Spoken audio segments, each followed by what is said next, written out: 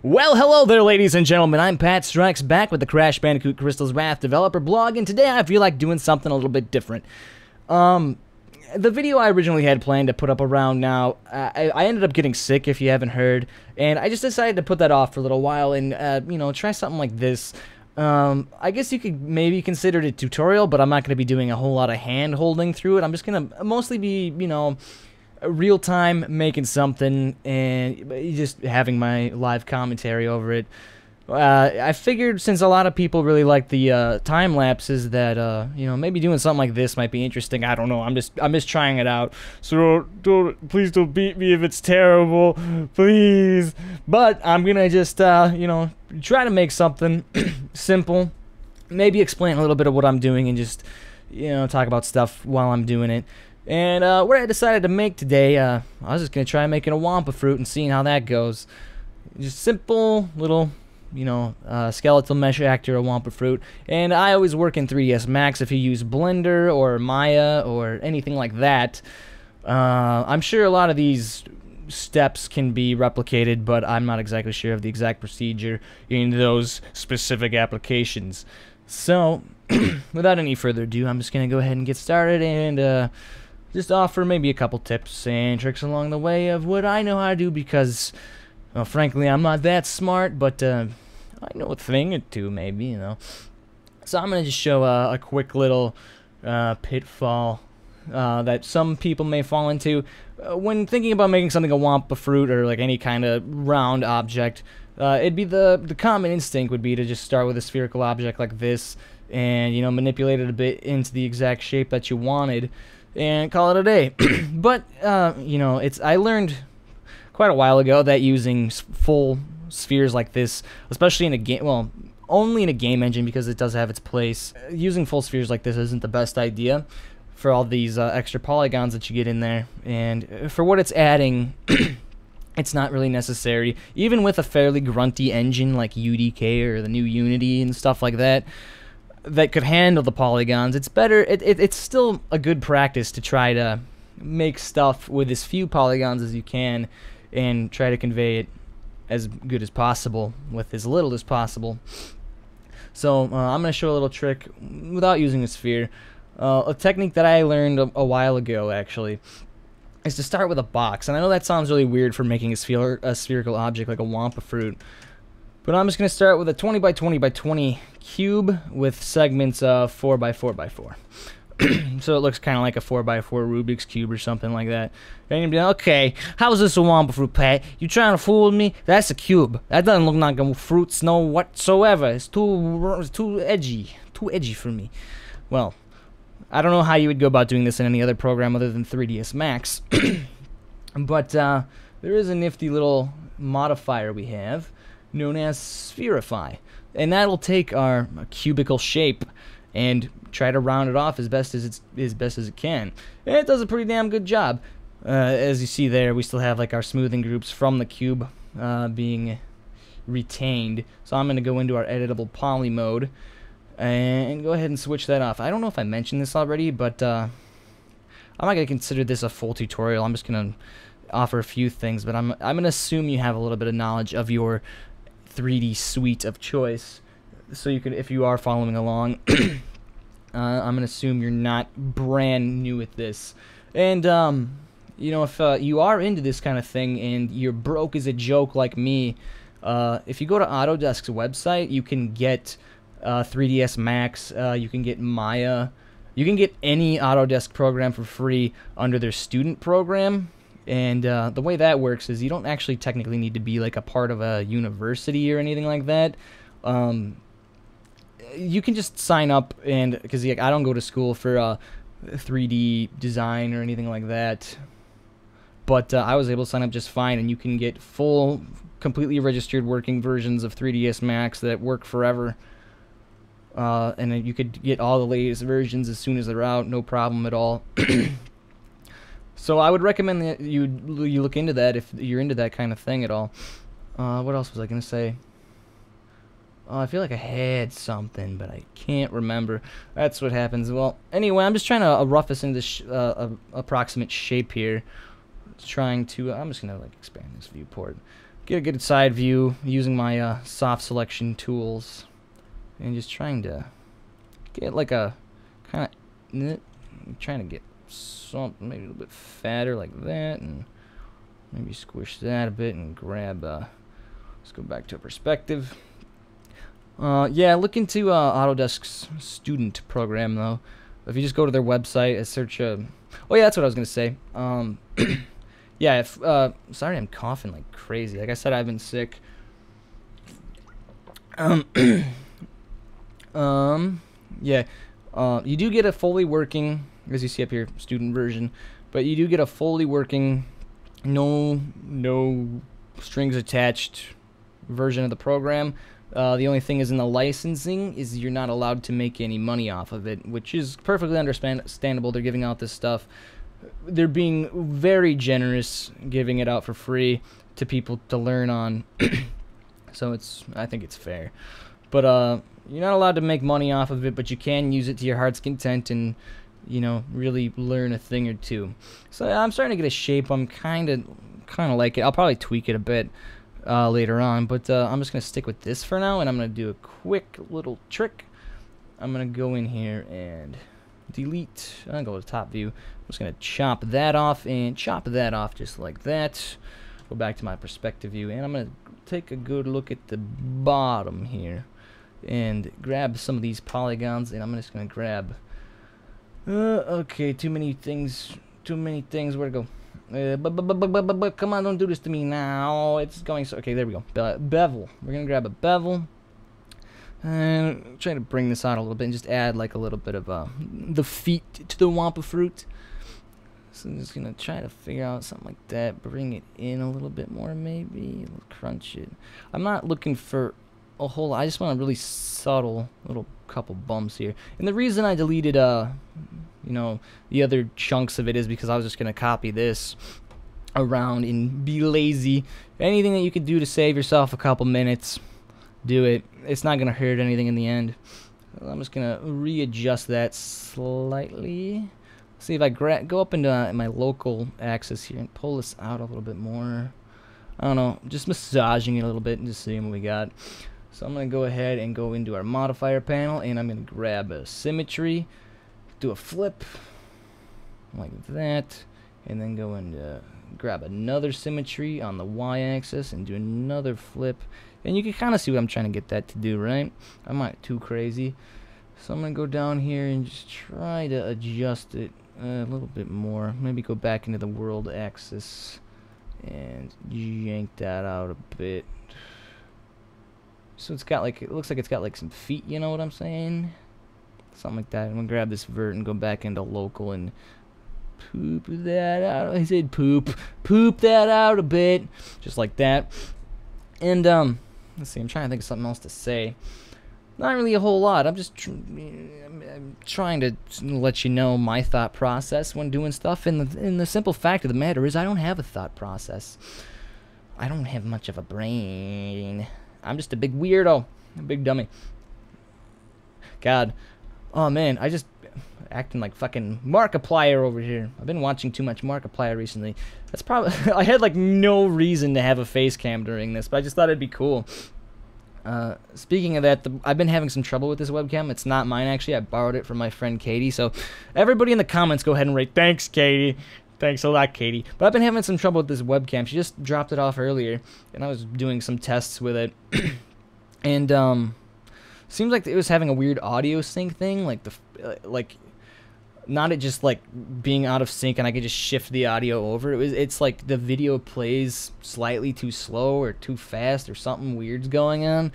And if it falls out of sync during this at all, I'll try to fix it as best as I can. But if it's pretty much ruined for life, I'll do what I can with it. But if it is get out of sync a little bit and looks weird, that's why. This is some weird sync issue with the camera and the audio being weird. Some weird bullshit. Okay, so what I'm going to do here is go down to our set IDs, our material IDs, and just, you know, a little getting ahead of ourselves, but I'm going to set that to 1, and you'll see why in a little bit. Yeah, I'm just going to reapply our smooth groups on that and take a look at it. So we got like this one little slice of a Wumpa, and we got it unwrapped and everything.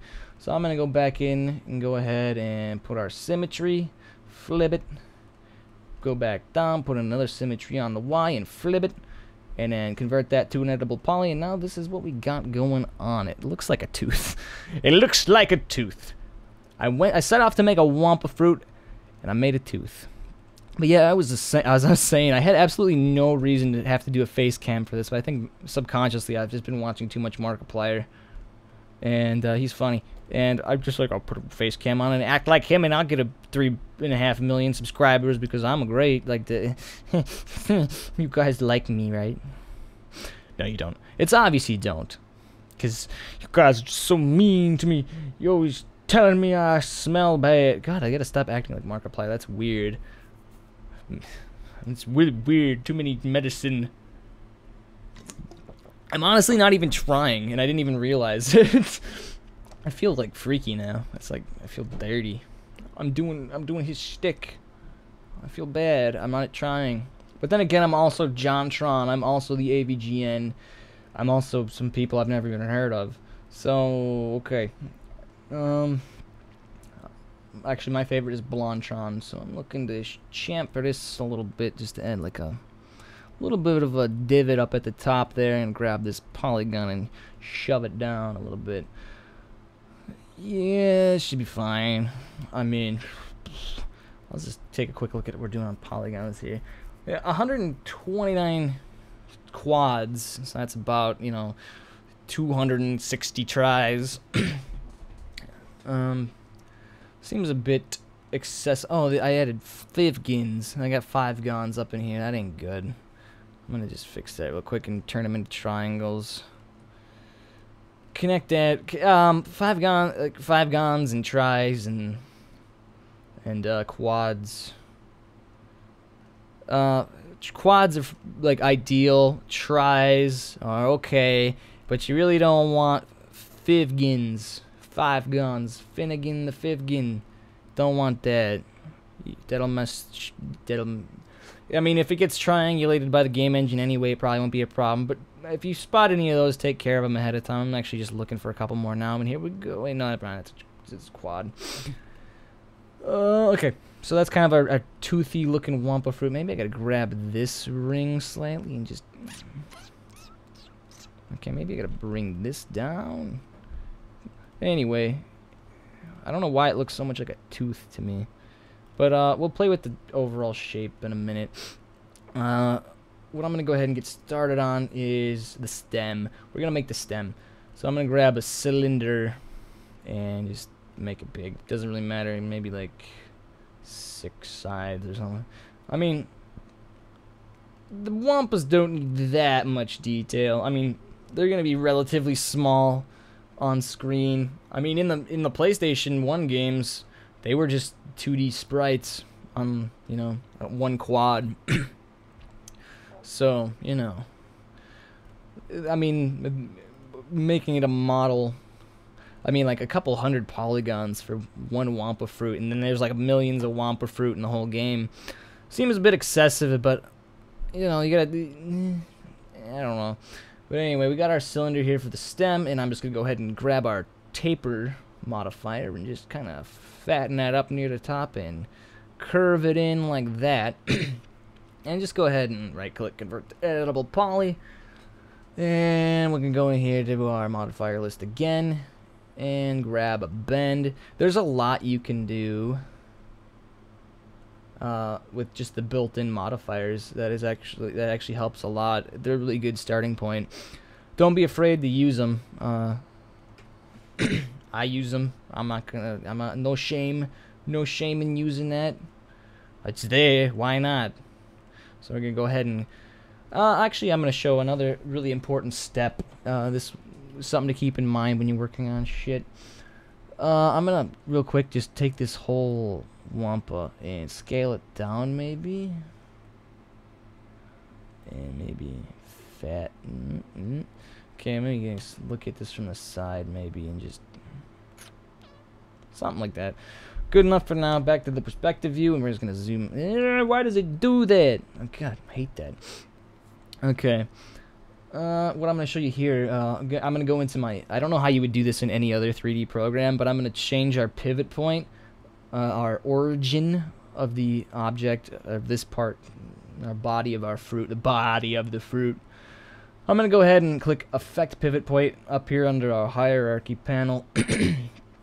And I'm going to go to our alignment and just center that to the object. So that's going to put our pivot point right in like the dead center of the object. So when you rotate it, it rotates like you'd expect.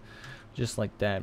So now with the object origin being at the center of the object itself, we're going to position the object at 0, 0, 0 in the 3D space. And this will just help keep things from getting messed up or having weird offsets when you bring them into your engine and you're like, how the hell did that happen? And it's like you put it here, but it's like way over there. And it's just something you should get into the habit of just trying to take care of that as soon as possible. So there's our stem, and I'm gonna pop that over at 0, 0, 0 as well, and grab that. And you know, honestly, before this gets too terrible, I haven't really rehearsed what I'm trying to do. I didn't even think about it a whole lot. I'm just like, oh, I'll make a Wumpa fruit and talk about it and film it. And I don't know. So there's our stem on there. That's good enough right there for now. And I'm gonna make a 10 by 20, a 2 to 1 plane like that. And then let's see, like 2 to something like that.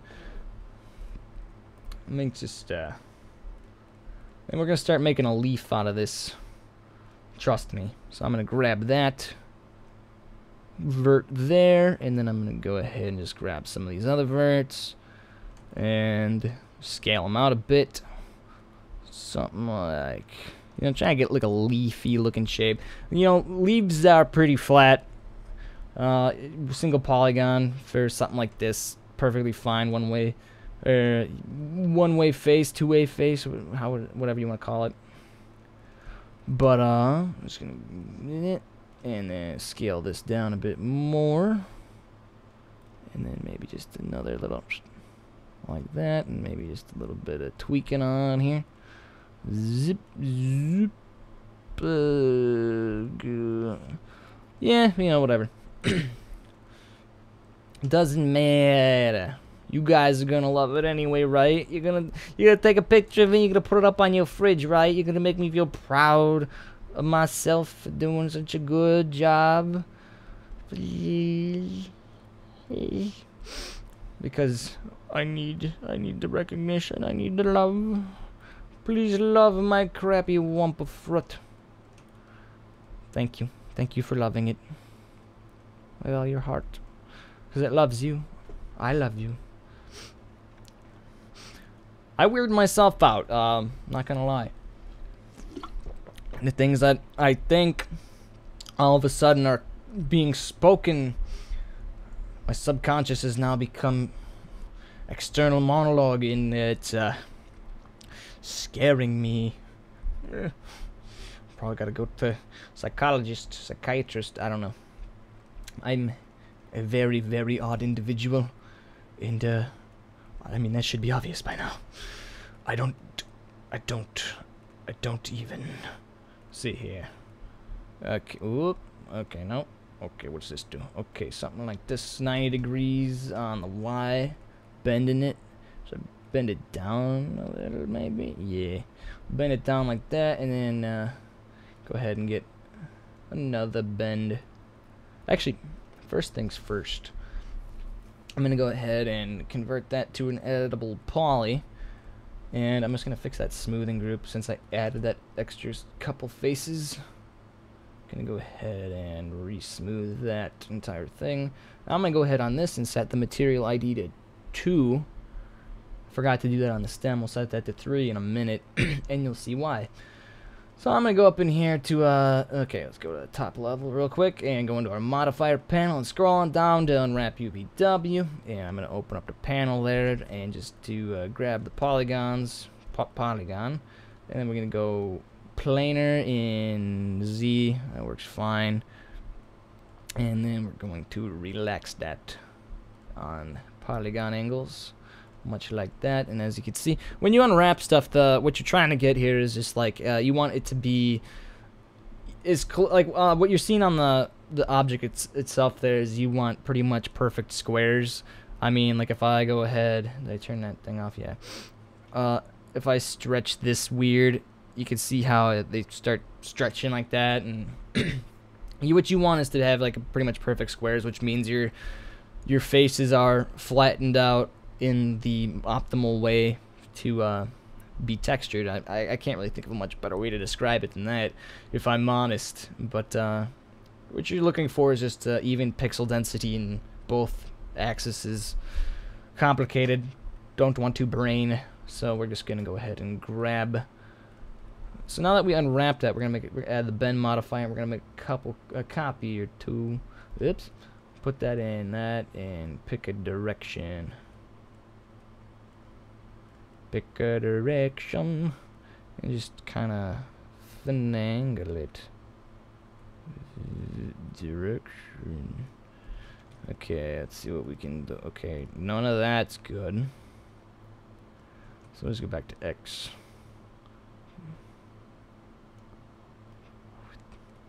Do something like that with that one.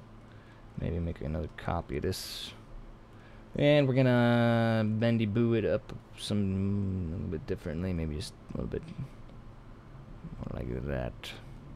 Okay. So I'm gonna go into our top view real quick, and I'm gonna move my pivot points around to like here, base of the leaf. And the reason I'm gonna do that is so I can like rotate it in a more helpful manner at the moment. Then I'm gonna grab this one and move it similarly, align it on there like that. Alrighty, so I'm gonna get out of that mode and go back to perspective and see the whole thing.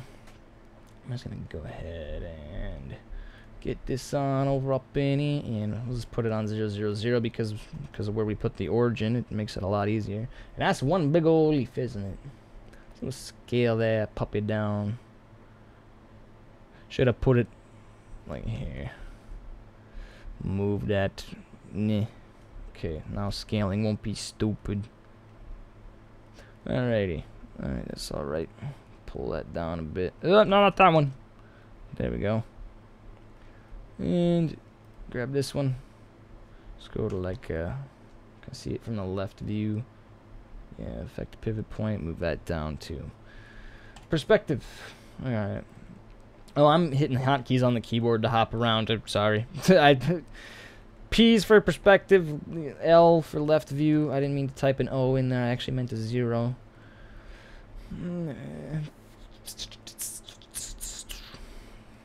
Rotate that a little.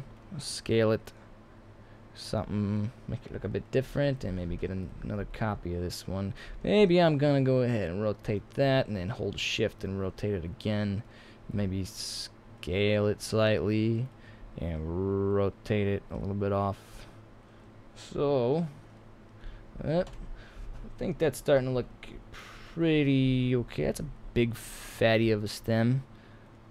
Maybe make him a bit smaller and then bring these slightly in.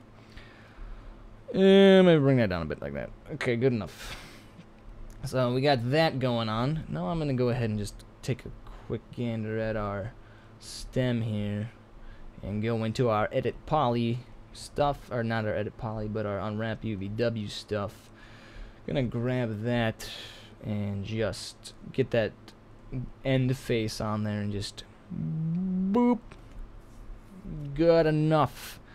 Move that off to the side. We're just gonna turn on our checker pattern preview. So we get a better idea of what we're doing. I'm also going to turn off map seams because they're getting in my way. And I'm going to just draw a pelt seam from here to there. And expand the face seams and pelt that. And then we get something like that. And then we're going to go ahead and relax that by polygon angles. And then hit straight in and then relax it again. And see what it's looking like. Yeah, and then we're straighten that again. And that's just to keep it. Well, you know, it's however you want to do it. Like, it doesn't matter. Like, if you have it relaxed like that, as you can see, the, I mean, you're working with an irregular shape and your texturing might be a bit more difficult. If you have it straightened like that, it'll be a lot easier to tile, like, to make it seamless. And as you draw upward, it'll distort the texture to curve with the curve of the object. Which, in this case, we're just going to go with it that way because it's going to be really small and not matter and just make life a little bit easier. Okay, and we're going to go into recursive pack that. Just, because we're lazy. At least I am. I don't know about you people, but I'm pretty lazy. As you can tell. Okay, so now we got everything pretty nicely unwrapped. And now where the magic happens. Oh, we never did we put this on material channel 3? We didn't. So we're going to do that real quick before we forget and look stupid in front of the audience. So, here's where the magic happens. We need to go ahead and just click up here. Whatever material you want, we're just going to click on where it says standard there. And instead we're going to change it to a multi/sub object. Discard old material because we don't need that. And we're going to hit delete until we just have 3 left. So we're going to have 1, and this is going to be, I don't know what to call it for lack of a better word. I'm just going to say body. Body of the fruit. And then 2 is going to be leaves, and then 3 is going to be stem. Much like that. And then we're going to go click on there, and we're going to go make another standard object, or standard material. We're going to pick a checker pattern, and right off the bat we're going to set our tiling to 10 by 10. Yes, so we have a little bit more to see there. And I'm just going to pick some kind of an orange for the body of the fruit. The body of the fruit. And then copy that over because I'm lazy, and just make a little bit different orange. And then go up to here, and I'm going to remember to name this 1-body. Just like that. And I'm going to make a copy of this body. Actually, before I do that, I'm going to turn on Show Shaded Material in Viewport, so I don't have to do that individually. We're going to just click and drag that on into the next slot, and we're going to rename it 2-leaves. And go in a checker pattern and pick some sort of a green for the leaves and copy it and change it, and then we can go back up, copy it, copy, call it 3-stem.